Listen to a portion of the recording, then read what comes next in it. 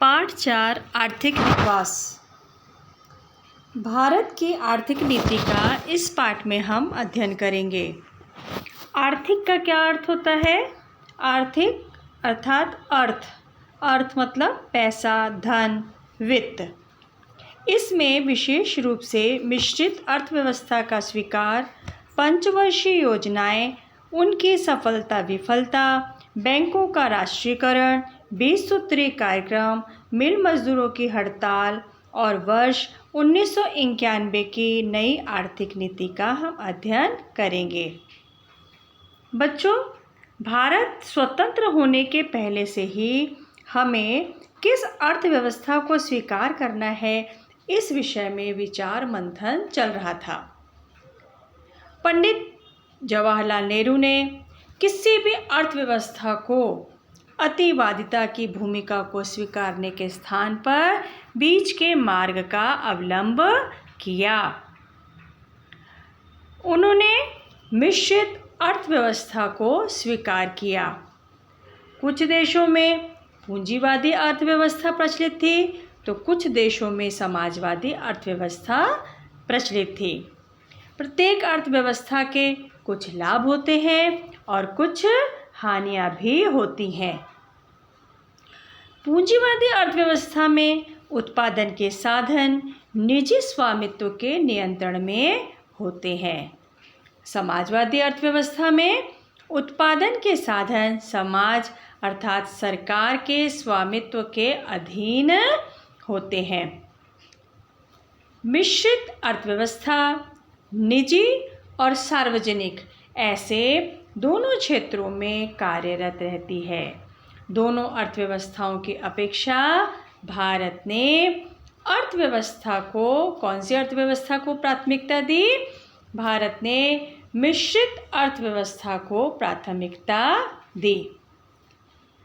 अब इस मिश्रित अर्थव्यवस्था के 3 भेद हैं।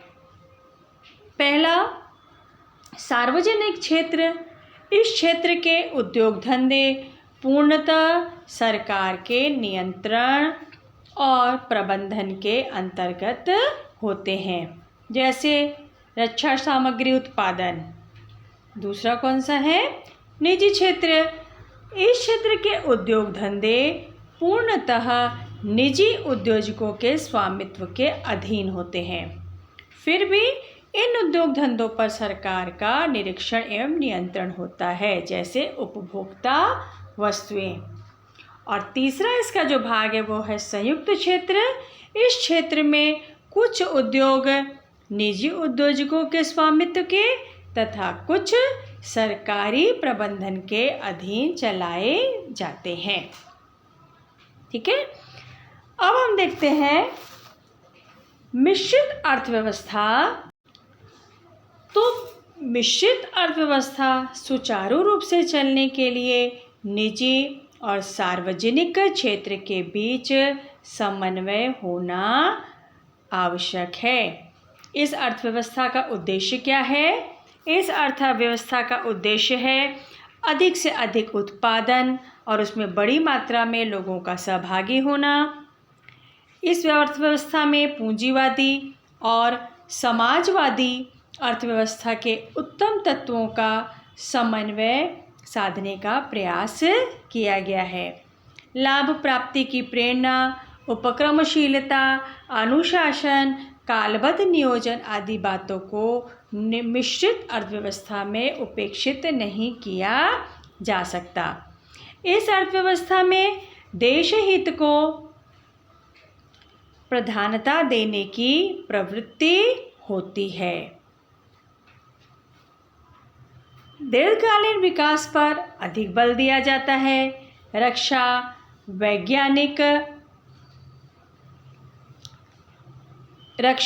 वैज्ञानिक अनुसंधान, शिक्षा, सड़कें, रेल, नहरें, बंदरगाह और विमानपत्तन निर्माण जैसे क्षेत्रों के लिए विपुल पूंजी निवेश की आवश्यकता होती है। परंतु ये क्षेत्र क्या करते हैं? बहुत देरी से लाभ देते हैं। परिणामतः इस क्षेत्र में निजी उद्योजक बड़ी मात्रा में आगे नहीं आते। ऐसे समय में सरकार को ही अगुवाई करनी पड़ती है।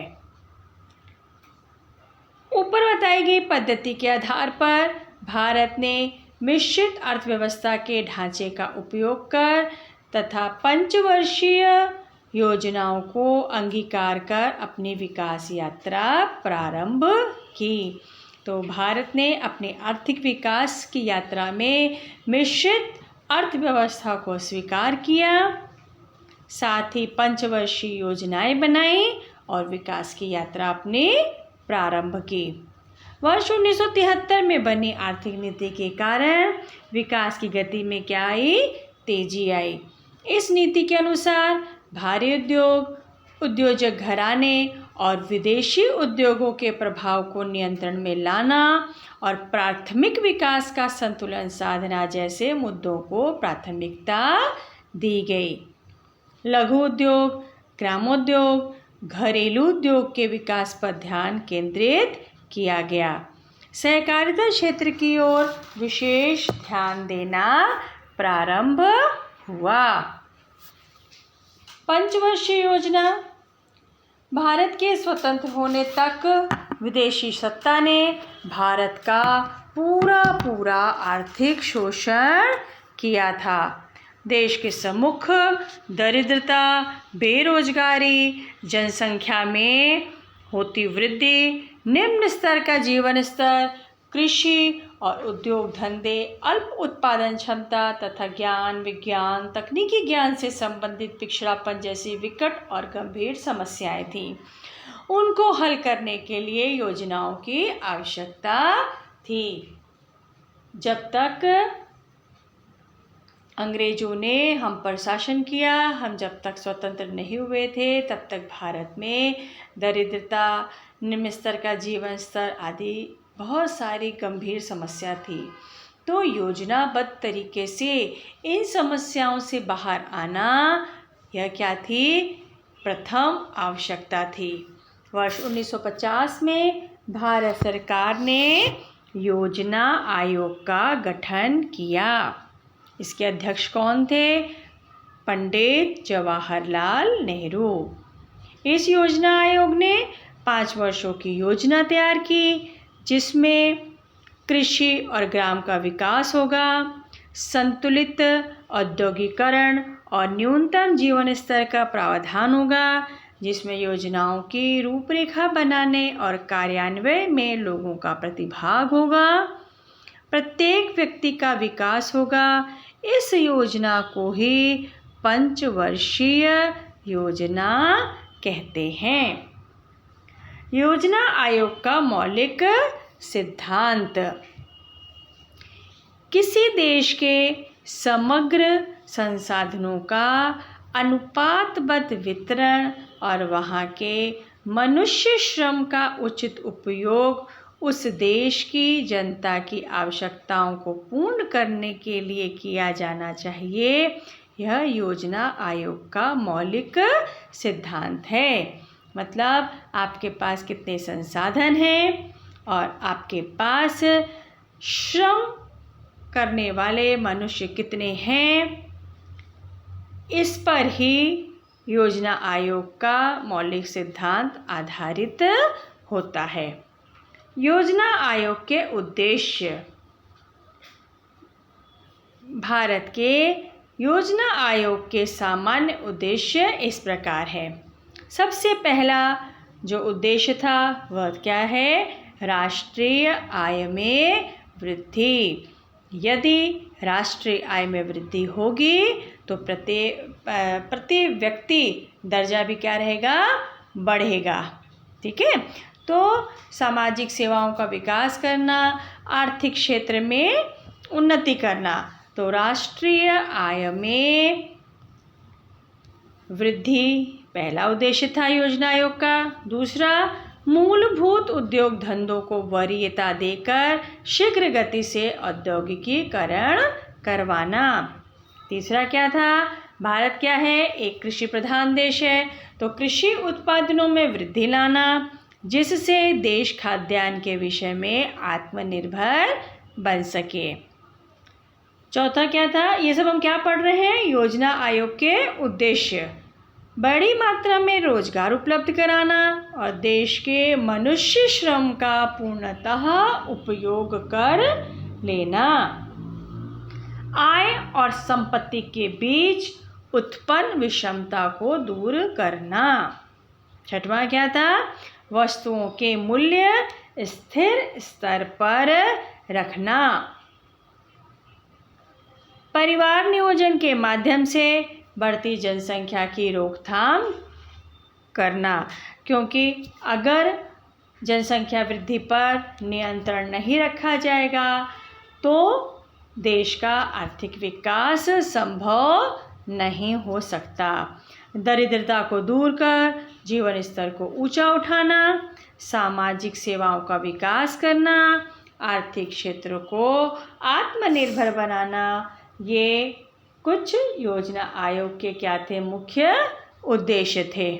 ठीक है, अब हम पढ़ते हैं प्रथम पंचवर्षीय योजना। प्रथम पंचवर्षीय योजना का काल 1951 से 1956 तक का इसका काल समय था। इस योजना के अंतर्गत कृषि, सामाजिक विकास, सिंचाई और बाढ़ नियंत्रण, ऊर्जा संसाधन, ग्रामीण एवं लघु उद्योग, बड़े उद्योग और खनिज संसाधन, परिवहन एवं दूरसंचार, शिक्षा तथा स्वास्थ्य पर व्यय किया गया। योजनाबद्ध आर्थिक विकास की नींव रखने वाली यह पंचवर्षीय योजना थी। तो जो प्रथम पंचवर्षीय योजना थी, इसका मुख्य उद्देश्य क्या था? योजनाबद्ध आर्थिक विकास, और बाकी ये सब क्या थे? इसके अन्य उद्देश्य थे। ठीक है। द्वितीय पंचवर्षीय योजना, इसका जो काल समय था वह 1956 से 1961 इसका जो समय था। इस पंचवर्षीय योजना का मुख्य उद्देश्य क्या था? औद्योगिकीकरण एवं मूलभूत उद्योगों की स्थापना करना। और फिर इसके फलस्वरूप क्या हुआ?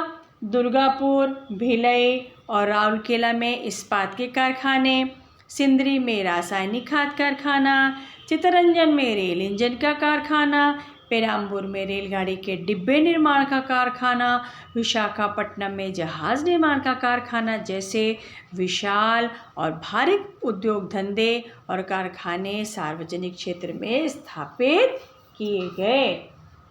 कृषि को जलापूर्ति करने के लिए भाखड़ा, नंगल, दामोदर जैसे विशाल बांध बनाए गए। इस योजना के परिणाम स्वरूप राष्ट्रीय आय में वृद्धि हुई। तो इस प्रकार जो द्वितीय पंचवर्षीय योजना थी, इसका मुख्य उद्देश्य क्या था? औद्योगिकीकरण एवं मूलभूत उद्योगों की स्थापना करना। तृतीय या तीसरी पंचवर्षीय योजना का कालखंड 1961 से 1966। इस पंचवर्षीय योजना का मुख्य उद्देश्य था विषमता का उन्मूलन और रोजगार के अधिकाधिक अवसर उत्पन्न कराना। मतलब कि उद्योग और कृषि के विकास के बीच में संतुलन और समन्वय साधना था। प्रतिवर्ष राष्ट्रीय आय में वृद्धि लानी थी। भारी उद्योग, परिवहन और खनिज उद्योगों का विकास करना था। विषमता का उन्मूलन करना और रोजगार के अधिकाधिक अवसर उपलब्ध कराना इस योजना के प्रमुख उद्देश्य थे। तृतीय पंचवर्षीय योजना के पश्चात 3 एक वर्षीय योजनाएं 1966 से 1969 तक चलाई गई। इस कालावधि में भीषण अकाल का सामना करना पड़ा। रक्षा और अकाल के निवारण की ओर अधिक ध्यान देना पड़ा, जिसकी वजह से अर्थव्यवस्था पर बहुत बड़ा क्या आ गया था? दबाव आ गया था। चौथी पंचवर्षीय योजना 1969 से 1974 तक। इस योजना के उद्देश्य निर्धारित करते समय यह निश्चित किया गया कि भारत को आत्मनिर्भर बनना चाहिए। तो मूलभूत उद्योगों का विकास और समाजवादी सामाजिक ढांचे का निर्माण इसका क्या था, मुख्य उद्देश्य था। इस पंचवर्षीय योजना की अवधि में देश के प्रमुख 14 बैंकों का राष्ट्रीयकरण किया गया। साथ ही यह पंचवर्षीय योजना ज़्यादा सफल नहीं हो सकी। चौथी पंचवर्षीय योजना की अवधि में बांग्लादेश युद्ध के परिणाम स्वरूप भारतीय अर्थव्यवस्था को उसका परिणाम सहना पड़ा था। साथ ही शरणार्थियों का व्यय भी सहन करना पड़ा था। तो सरकारी कर्मचारियों की वेतन वृद्धि, रेल कर्मचारियों की वेतन वृद्धि, अंतर्राष्ट्रीय बाजार में पेट्रोल की बढ़ती दरें जैसे बातों से भारत की अर्थव्यवस्था को कई आघात सहने पड़े थे। तो जो चौथी वाली हमारी पंचवर्षीय योजना थी उसमें जो मुख्य उद्देश्य था वह था आर्थिक विकास की गति को आगे बढ़ाना, देश को आत्मनिर्भर बनाना। पांचवी पंचवर्षीय योजना निर्धनता को दूर कर देश को आर्थिक रूप से आत्मनिर्भर बनाना पांचवी पंचवर्षीय योजना का मुख्य उद्देश्य था। और इसके अन्य उद्देश्य राष्ट्रीय आय में वृद्धि लाना, रोजगार उपलब्ध कराना, शिक्षा, पौष्टिक भोजन, पेयजल की पूर्ति करना, साथ ही ग्रामीण क्षेत्रों में चिकित्सा की सुविधाएं उपलब्ध कराना, ग्रामीण भागों में विद्युत आपूर्ति, दूरसंचार के साधन पहुंचने के लिए सड़कों का निर्माण कराना, समाज कल्याण की योजनाओं को व्यापक स्तर पर कार्यान्वित करना, कृषि का विकास करवाना, मूलभूत उद्योग धंधों में वृद्धि लाना, खाद्यान्न और अन्य जीवन आवश्यक वस्तुओं की खरीदारी एकाधिकार प्रणाली द्वारा करके उनकी सार्वजनिक वितरण व्यवस्थाओं द्वारा निर्धनों को उचित दामों में पूर्ति करना जैसे उद्देश्यों का समावेश था। पांचवी पंचवर्षीय योजना की अवधि में दरिद्रता का निवारण करना और रोजगार को बढ़ाना संभव नहीं हो पाया क्योंकि दूसरी बहुत सारी योजनाओं पर कार्य करना था। वर्ष 1977 में लोकसभा चुनाव में कांग्रेस पार्टी की पराजय हुई, जनता पार्टी सत्ता में आई। नई सरकार ने मार्च 1978 के अंत में पांचवी पंचवर्षीय योजना को समाप्त कर अप्रैल में 1978 से श्रृंखलाबद्ध योजना प्रारंभ की, परंतु वह भी क्या रही, सफल नहीं हो सकी। 1980 में लोकसभा के मध्यावधि चुनाव संपन्न हुए और कांग्रेस पार्टी सत्ता में आई।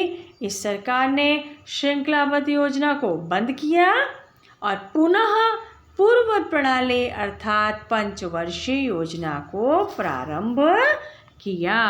तो कांग्रेस के दोबारा सत्ता में आने के बाद छठी पंचवर्षीय योजना बनी।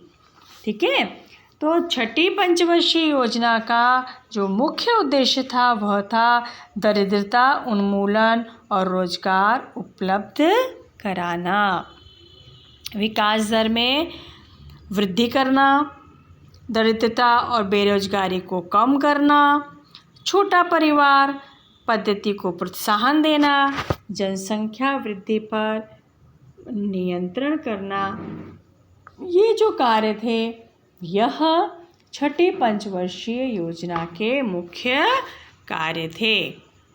ठीक है, अब इसके अंतर्गत छठी पंचवर्षीय योजना में निम्न कार्यक्रमों को कार्यान्वित किया गया था। एकात्मिक ग्रामीण विकास कार्यक्रम IRDP, दूसरा ग्रामीण भूमिहीन रोजगार गारंटी कार्यक्रम, तीसरा राष्ट्रीय ग्रामीण रोजगार कार्यक्रम और चौथा सलेम इस्पात परियोजना। तो ये कार्यक्रम किस योजना के अंतर्गत हुए थे?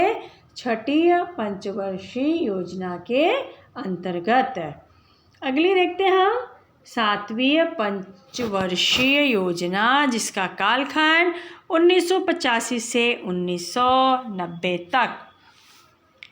इस पंचवर्षीय योजना का मुख्य उद्देश्य खाद्यान्न, रोजगार और उत्पादकता में वृद्धि करना था। अन्य इसके उद्देश्य कौन कौन से थे? विकास, आधुनिकीकरण, आत्मनिर्भरता, सामाजिक न्याय पर बल, उत्पादन तकनीकी विज्ञान में सुधार करना, राष्ट्रीय आय में प्रतिवर्ष 5% की वृद्धि करना, खाद्यान्न उत्पादन में वृद्धि करना 7वीं पंचवर्षीय योजना के उद्देश्य थे।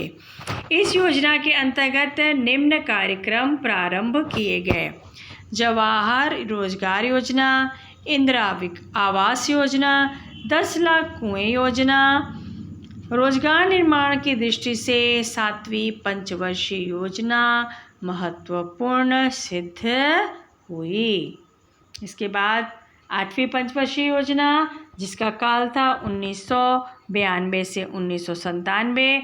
इस योजना के अंतर्गत निजी क्षेत्र को अधिकाधिक क्या दिए गए? अवसर प्रदान किए गए। उदारीकरण को स्वीकार किया गया। इस योजना की विशेषता इस प्रकार थी: राष्ट्रीय आय की वृद्धि दर 6.5% तक बनाए रखना, जनसंख्या वृद्धि की रोकथाम करना, परिवार नियोजन कार्यक्रम को बढ़ावा देना, प्राथमिक शिक्षा का सार्वजनिक विस्तार कर निरक्षरता का उन्मूलन करना। यह इस योजना की क्या थी? विशेषता थी। इस योजना के अंतर्गत निम्न कार्यक्रम प्रारंभ किए गए: प्रधानमंत्री रोजगार योजना, महिला समृद्धि योजना, राष्ट्रीय सामाजिक आर्थिक सहयोग योजना, मध्याह्न भोजन योजना, इंदिरा महिला योजना, गंगा कल्याण योजना। तो 8वीं पंचवर्षीय योजना में निजी क्षेत्र का महत्व बढ़ गया। इस योजना में वर्ष 1991 में सरकार द्वारा स्वीकार की गई उदार और मुक्त आर्थिक नीति का प्रतिबिंब दिखाई देता है। अगली है 9वीं पंचवर्षीय योजना 1997 से 2002। इस योजना का मुख्य उद्देश्य था कृषि एवं ग्रामीण विकास। साथ ही इसके अन्य जो उद्देश्य थे वह थे आर्थिक विकास दर में वृद्धि करना, साथ ही मूलभूत क्षेत्र में विकास की स्वस्थ प्रतियोगिता निर्मित करना, विदेशी निवेश बढ़ाना, औद्योगिक नीति को नई दिशा देना। तो इस योजना के अंतर्गत स्वर्ण जयंती शहरी रोजगार योजना, भाग्यश्री बाल कल्याण योजना, राजराजेश्वरी महिला कल्याण योजना, स्वर्ण जयंती ग्राम स्वरोजगार योजना, जवाहर ग्राम समृद्धि योजना, अंत्योदय अनाज योजना, प्रधानमंत्री ग्राम सड़क योजना आदि कार्यक्रम चलाए गए। इस योजना में संचार व्यवस्था और सेवा क्षेत्र की अपेक्षित मात्रा में वृद्धि हुई, निर्माण कार्य और दूरसंचार क्षेत्रों में वृद्धि हुई। इस प्रकार हमने पहली पंचवर्षीय योजना से 9वीं पंचवर्षीय योजना तक के बारे में विस्तार से अध्ययन किया। उम्मीद है आपको यहाँ तक समझ में आ गया होगा। अगले वीडियो में हम इस पाठ का आगे का भाग पढ़ेंगे। तब तक के लिए आप खुश रहिए, स्वस्थ रहिए और अपनी पढ़ाई करते रहिए। तो फिर मिलते हैं अगले वीडियो में इस पाठ के आगे के भाग को पढ़ने के लिए।